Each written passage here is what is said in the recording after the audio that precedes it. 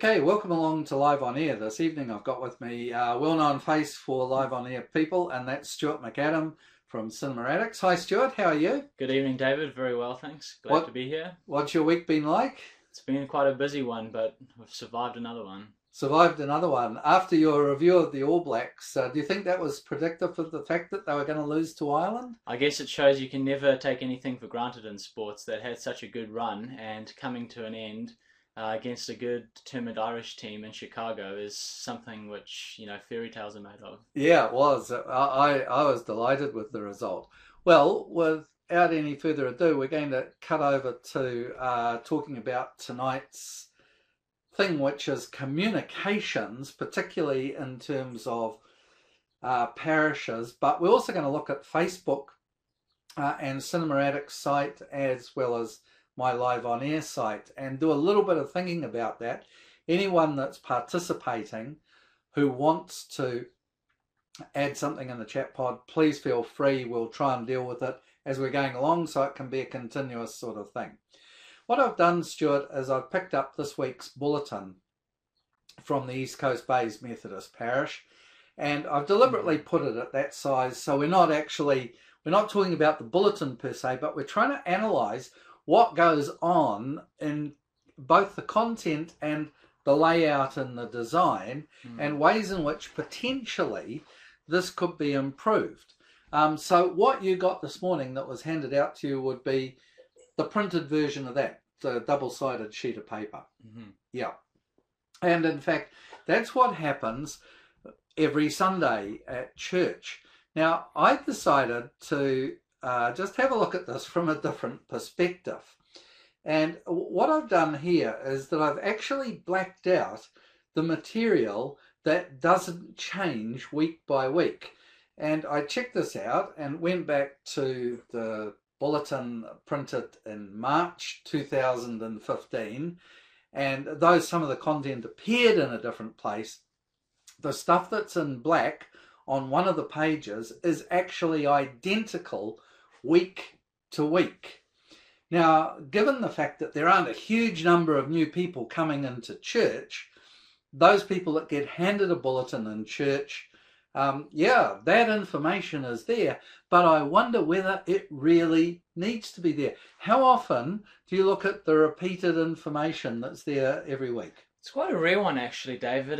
I don't actually tune much into it because it's become such a regular feature, I guess, in the newsletter. It's often one where you're looking, I guess, for the sort of new things which might pop up. When you see the regular old things, you sort of just tend to, register it once and then gloss it over. So it's quite interesting to see that black space which is on there, and how much of the newsletter it actually takes up, because it's quite a significant part. Well, I would suggest that's probably about 70, possibly 75% of one full page is information that's repeated week by week. So I'm not going to say that that's unimportant information. It's not. It's very important information if you want to know how to book the church or who's using the church at particular days and hours of the week. But I wonder whether that actually could disappear to a different location. Now, I did the same thing. That area in grey is about lectionary information. So it's actually saying what the readings are for the particular day. And to me, that also seems somewhat repetitive. The stuff's going to get read in church anyway. So do I need to know that it's there in the bulletin? Is that going to help me? In the good old days, when everyone had a Bible that they either brought to church or was in the pews or in the folder of the seat in front, then it might have some relevance to be able to go to the page number. But the actual reading, well, I can get that from a variety of lectionary sources anyway. Then in the lighter grey area, I highlighted information that was repeated, not week by week, but stuff that was there last week and has appeared again. And then the sort of that red pink light area is somewhat newer information.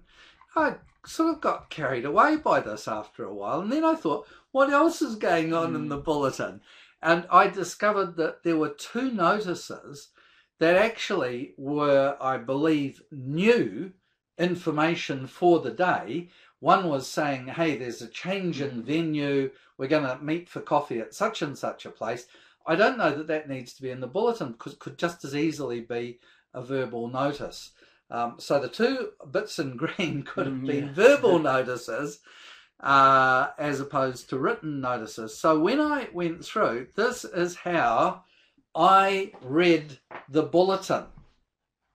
Stuff where there was really news stories occupies the 4 white spaces.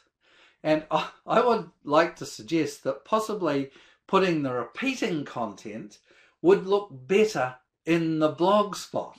What do you reckon? I think it's a fantastic idea, and if you have a look at the amount of white spaces which is actually available, I'll just get the mouse here and show you. If you look at, tally everything up, it actually probably only amounts to about 20% or maybe even less of new material which actually features in the newsletter every week. And if you want to keep a certain level of interest within not just the congregation but also within attracting outside people, I think you're going to need to look at ways of being more innovative and clever with the space which you've got available, because you've also got to consider as well that people's attention spans are getting quite short. So sometimes only having that short, sharp, slick new material might actually be the best avenue to take, and leave everything else to the notices, or if anything, as I mentioned, afterwards. Well, that's where I thought that repeating notices actually should be the thing. Like, it's going to repeat over 2 or 3 weeks that we've got an event coming up. That's what should be filling the white space. The rest of it is superfluous. So in actual fact, the bulletin could reduce to 1 A5 sheet of paper, and the most important notice could really be featured. If all of them are equally important, well, I'm not so sure that that's saying what the priorities are. Anyway, where would it all go? Well, we've had this blog spot for about a year, and actually the blog spot's a great way of, if you want the whole bulletin emailed as it is at present, you can still get it. You would go on, email me the bulletin because I want all that information, black space, grey space, white space, etc. So I'm not saying do away with it. I'm just saying that there's a more convenient way of getting it, and that would be through the blogspot email. I would prefer not to get the bulletin. I'd rather have all of those notices in tabs on the blogspot about us. So that's where the information would go concerning who is using the church. About us could also go as one printed notice, maybe a slightly bigger scale, A3, on a notice board. So it's always there. We're not saying get rid of anything. We're just saying distribute it out in different ways, because actually the rest of the world no longer communicates in this old way. And if we continue to communicate in this old way, I don't think we've got much chance of making any kind of impact, whether it's into the community or actually into our own people. So I'd like to now have a look at some of the more modern ways of communicating. And oops, I went a little bit past it. There we are, in terms of one of my Facebook pages, live on air. Now I've compressed it down a bit, Stuart, so it doesn't quite look like that. But what's okay about this, and what needs improving? Because if I'm going to take apart a parish bulletin, you're entitled to take apart a Facebook page for me, live on air. We've got a lot of likes for this, haven't we? We've got about 3.5. Yeah, there's certainly been a very good response so far as to the overall likes and more importantly, the engagement for the people that do like the page. And one of the things which I always have really enjoyed about the live on air concept is that it's always been a rather sort of laid back and informal chat situation. If you have a look at the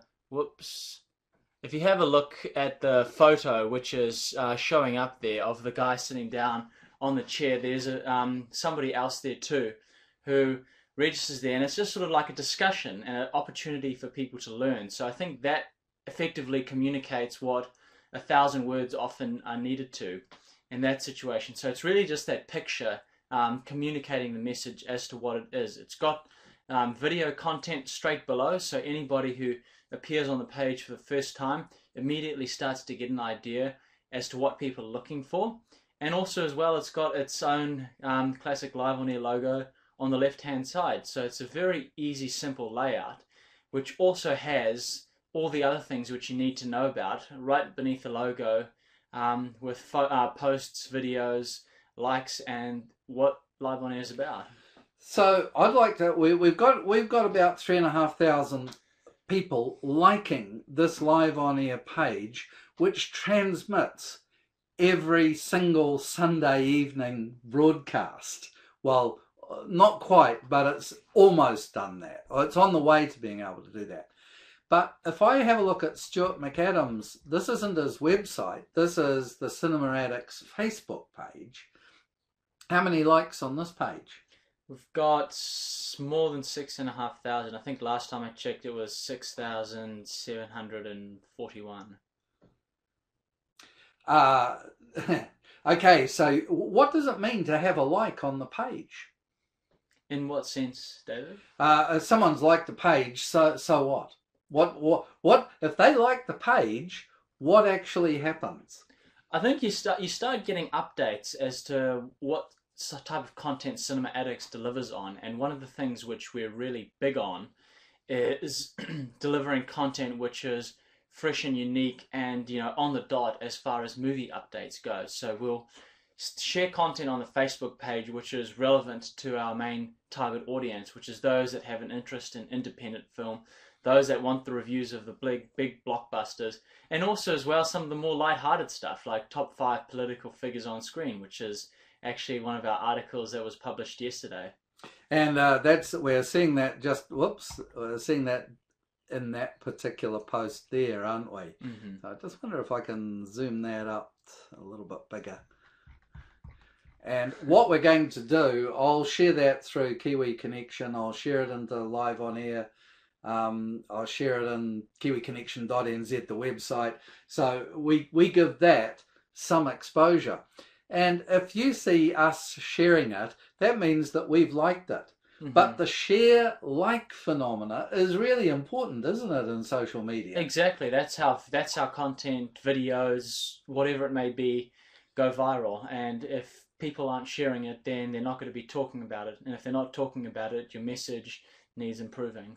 Right. And that brings us, maybe we could directly look at Rule Begg's comment here. She says, you need to consider that a large proportion of bulletins go to people who are not in church. That's a really interesting concept, Rill, and I'm very, very glad you brought that up, because I'd like to just concentrate on that for a moment. I got the bulletin, I have it here, sorry, not the bulletin, the directory. And I went through the directory very recently and started to count up the number of people who aren't on email. And my suspicion is those are the people to whom you deliver a bulletin. They're probably in rest homes. They're not going to, they're certainly not going to be on email. They are almost certainly not going to have a cell phone. I haven't got my cell phone with me, but this guy's got some sort of dilapidated head junk. It's probably a Samsung Galaxy 7 or something like that. It's about to explode. But then I really looked at the number of people that are on email, and I began to think that our email communications, which are the far greatest proportion of names in the bulletin, simply aren't efficient. So I'm not saying do away with your printed bulletin. If you must have a bulletin, by all means have it for those that are shut in. But I would take the step of saying we no longer give people an emailed bulletin. What we require them to do is register through the blogspot, which is not very much different from liking the Facebook page. They will still get their bulletin, but it will come in a different form. They won't get the same degree of black space. In other words, just stuff that's of no consequence whatsoever. So that's the first thing. Second thing I'd like to really ask Stuart about is, how do you build an online community? I mean, I'm really keen on online communities. I've been running them for a long time, and I think I've got an idea of what it is. But what about you? You build up Cinema Addicts to 6,000 likes. I don't know how many you've got subscribers on your website.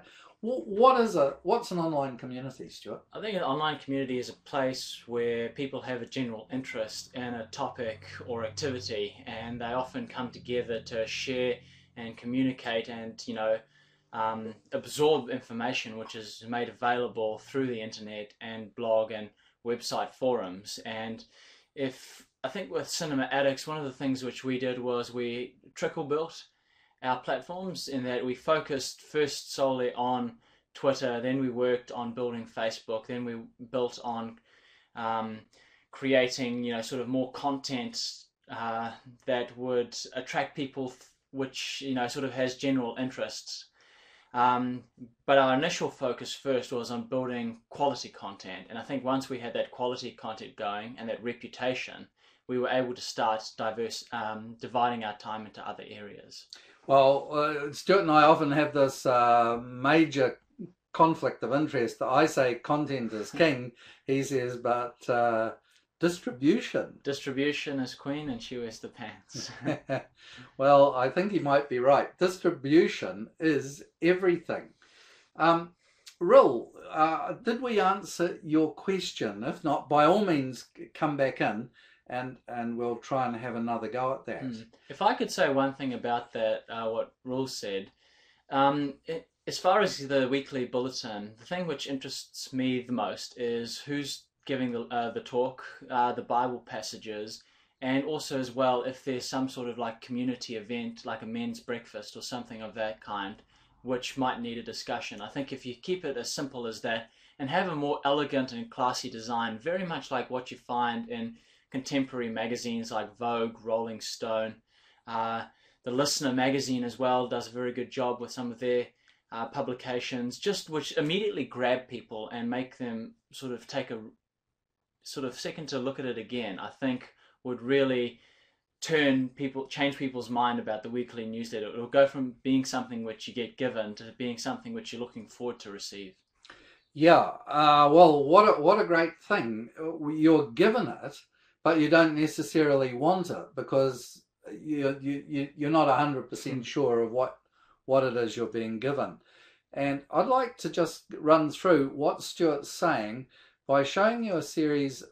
These are some low resolution images, and we move to higher res. Questions of layout.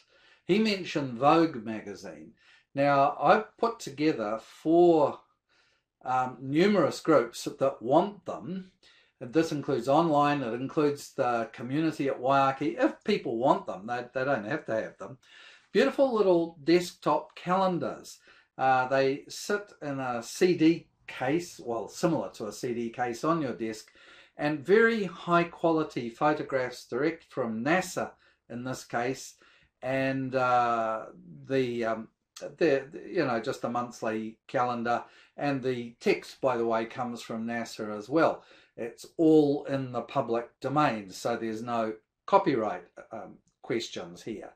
Now, if you are looking at that, and anyone that's watching, because we know we've got a few participants in here, what would you say might be wrong with that in terms of layout? Because in some ways it's quite attractive. Any ideas? Type them in. What do you think might be a little bit skew-whiff about that layout? There's a bit of an empty side. Yeah. Can you think of anything that might be wrong with that layout? One thing I would say, which troubles me a bit, is that the content for like what exactly is going on in it is on the left-hand side, and people, when they get calendars or newsletters or whatever it may be, generally tend to read from right left to right. So that sort of space on the left is often very precious. So I would put the calendar piece over to the left-hand side, which is essentially what people have got it for, and then put the description information over onto the right. Okay, I'm not necessarily going to accept that, but location of the printed words is not pleasing to my eye. Let's have a look at a second go there.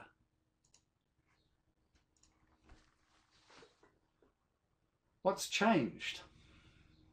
Well, it's in the middle this time, and it's, I think, a lot more central as to people aren't going to look to left or right for it. It's straight in front of them. One improvement, like I think, would immediately make it step out is if it was bolded, although that's not my decision to make. Yeah, okay. Now there are some interesting concepts, and Max has said the location of the printed words, but there were, in fact, there are a number of blocks of type here. There's the NASA description of the photograph, there's the heading for the month and year, and there's also the typography associated with the days and dates. So let's have a look at a third one. What's changed? Well, it seems to, I think, stand out a lot more. I don't know if it's the image which is changing slightly all the time. Maybe it's just playing tricks on my eyes. But I like the look of this one. I think it's very nice in that it lines up quite nicely with the calendar, so it actually looks quite classy. I'm still not comfortable with all that content description on the left. I think, if anything, one of the best things you could do in that situation would be to keep it as simple as possible, because I don't think people would want to spend 15 seconds reading, trying to understand what that picture is. They'd want to be able to consume exactly what it is within a sentence or two. Okay, and Raul said, I need space on a calendar to record appointments. I wouldn't get space on my wall. But of course, it's not a wall calendar. If I can just find... It's a calendar that sits in a standard size CD case. It's a desk calendar, and it's a reminder of dates, but it's actually about, so the printed material goes in there. Very attractive, by the way. It's actually a calendar that's talking about space images. So it wouldn't necessarily fit for everyone, would it? It's this is a calendar for space buffs. But now I want to show you, I'm going to stop sharing that because I think we're getting closer and closer to what I really want to say about design. But there's a grid running through here. Where that J lines up is actually at the start of that whole block. And so the spacing from the start of the J through to the S is the same as the S through to the M, the M through to the T. And all design that's beautiful typography sits in grid form.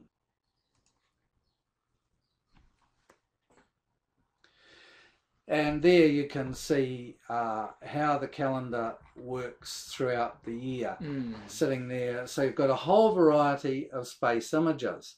Now, I would suggest, and particularly say to Rill, that you don't need space images. You could have images of your congregation, or your pastoral care group, or particular men's breakfast topics, whatever. It's not the image per se, it's the fact that the whole thing is a beautifully typographically set calendar. Not my idea. And if you give such a thing to the congregation, you're giving them a gift that I would suggest many of them would find highly desirable. And all you've got to do is put men's breakfast, in your text block, or pastoral care, Rill's pastoral care group. So it's not the kind of calendar in the old style where you hang it on your wall and write things in. I mean, my wife loves those sort of calendars. I went through calendars, diaries, then electronic organisers. Now I keep it all in my head because I've got so little to do with life as a cabbage that it no longer matters, and I can just make beautiful images and beautiful typography. But I would much rather have this sitting on someone's desk saying East Coast Bays Methodist Parish.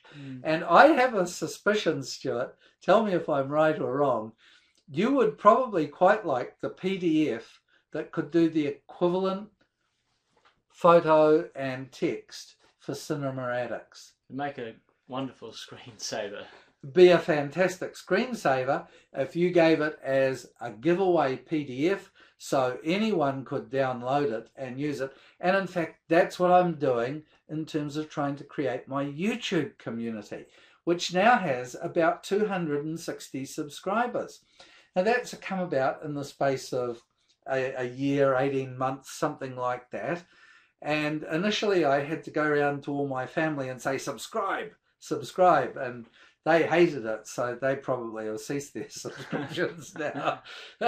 But the point is that the community grows around the message that we're trying to communicate. And I think that's so for your Facebook community. I think that's so for your Cinema Addict site.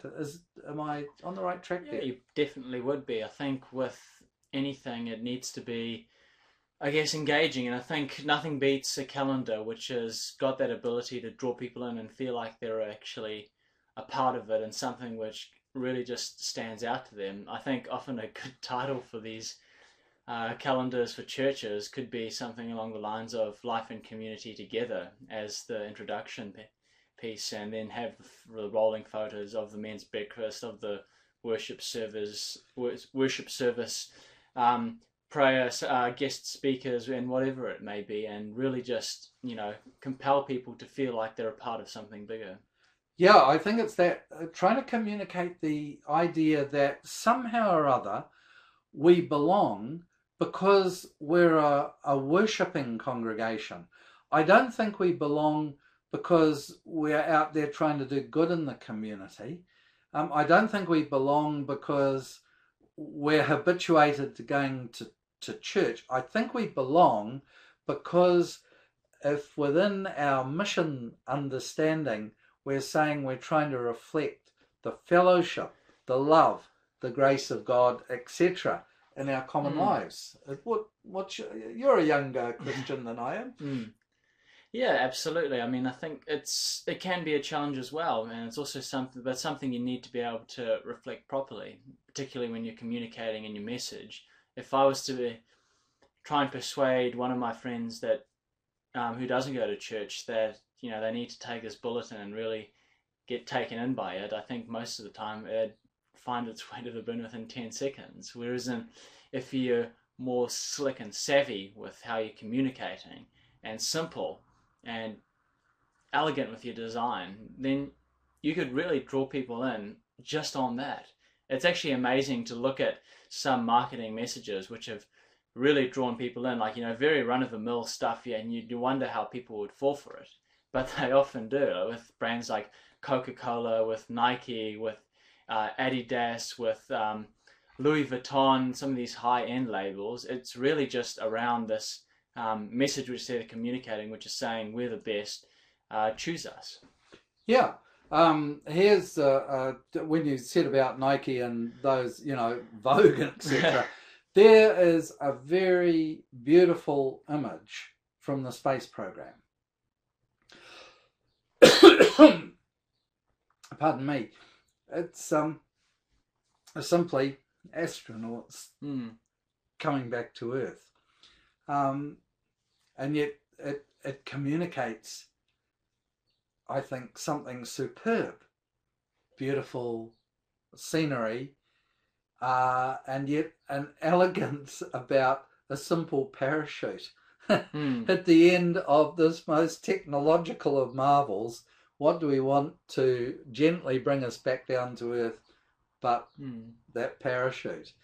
I also think, just if we went to, say, the November shoot, there's a wonderful shot of a space scientist And don't you just love the fact that her hair is flying in zero gravity? Yeah, it's and so I mean, I haven't put this together as the definitive calendar. I just tried to piece together some ideas. When you saw that image for the first time, what did you think, Stuart? Well, it's probably just as well that it's not registered as December 2012. Otherwise, people might think it's a sign of what's to come with the end of the world. The end of the world phenomenon, yeah, absolutely. It's actually sunspots and solar flares and things like that. Now, Stuart Mannins has said, well, I think he likes what we're saying. He says, imaginative, logical, informed ideas, but shouldn't you be addressing those responsible for editing and printing all this material? Well, I think that's a really good question, Stuart, because I don't have any responsibility for bulletins or signage or anything like that. I'm not the minister. And I don't want to be. Neither is Stuart. But we do have an interest in communicating the good values of the church in ways in which we can. So something like Cinema Addicts, it's not a Christian site, but it's got a kind of Christian set of flavours. Would that be a fair comment? Yes, it would be. It's it's something as well that I'm not a graphic designer. I think that's something which is a talent rather than a skill. You're either born with it or you aren't, in my opinion. And it's the same with someone that's a good communicator with content. You can only make suggestions up to a certain point, and it's up to the people that are in charge of producing the pamphlet or the bulletin to either heed that advice or to put it to one side and continue running it as things are. I think there's always room for improvements, which is why I'm always looking at ways to improve Cinema Addicts and look at communicating certain messages in certain ways at certain times and seeing if they produce fruitful results, and if they do, continue to refine that message until it's the perfect message. But of course, you never quite get there. No, perfection is not something that actually exists. It's a desideratum, and I think none of us. Well, I disagree with Stuart. I think designers are made and they're inculcated. Some are born with the capacity to see more clearly. But there are some universal principles of design, and I think the first one is about seeing simply, looking for the simple message. So, maybe we should be addressing our concerns to people responsible for editing and all those kind of things. But actually, both of us in our own realms, in Cinema Addicts and in Kiwi Connection, are already doing the best we can. We're just saying, hey, from our perspective, here's some ideas that you guys might like to consider. Now, if you put simplicity at the heart of everything, then you might see the fact that, like, for December, that one image will sit on your desk and you'll think about the sun. If you're an astronomer or a sci-fi buff or something, that's the image that'll communicate with you. If you're a people person, it's going to be that kind of image that communicates with you. It doesn't have to be about a space scientist on a space shuttle. It could be a movie actress on a movie set if you're designing for Cinema Addicts. It could be someone in a rest home who's incapacitated, can't get around. It's what's going to communicate well with the target group. And that's the thing that I think's lacking in just about all church communications in the traditional churches. They have assumed that their target group is everyone. And so it's sort of like, well, okay, we got this wonderful message to share about Jesus. Jesus is for everyone. But the reality is the risen Christ comes in particular ways to particular people at particular times and contexts. And our messages, our bulletins, our blog spots, our websites all have to figure out what is the target group.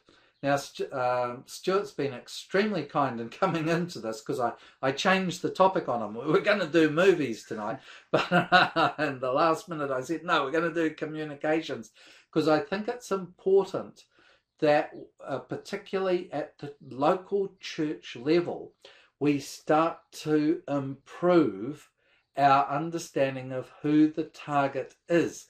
We may have multiple targets within a congregation, and each one needs a simple message. Whether it's sunspots or whether it's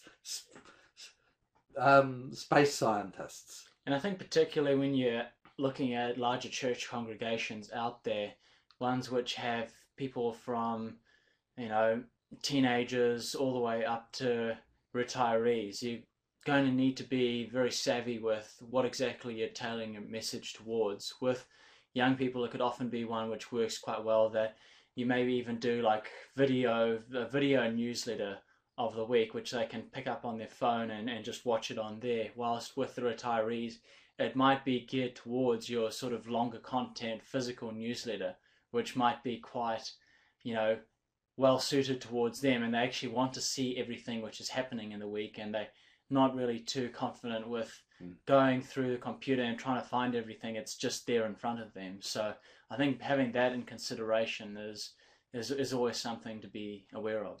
Yeah, that's a really good note to end on, because we didn't say stop producing a physical bulletin. We just said target it correctly and figure out how to do that targeting. So I want to say thank you very much to Stuart McAdam. I also want to say thank you to the people that have been watching, and those that have made a comment or two. Maybe this will get a wider distribution in the church. I have no idea. But from my perspective, the important thing is that Stuart and I are both working in our respective realms, trying to improve our communications. And we wish you well at Trinity at Waiake as you try to improve yours. Thank you very much for coming in, Stuart.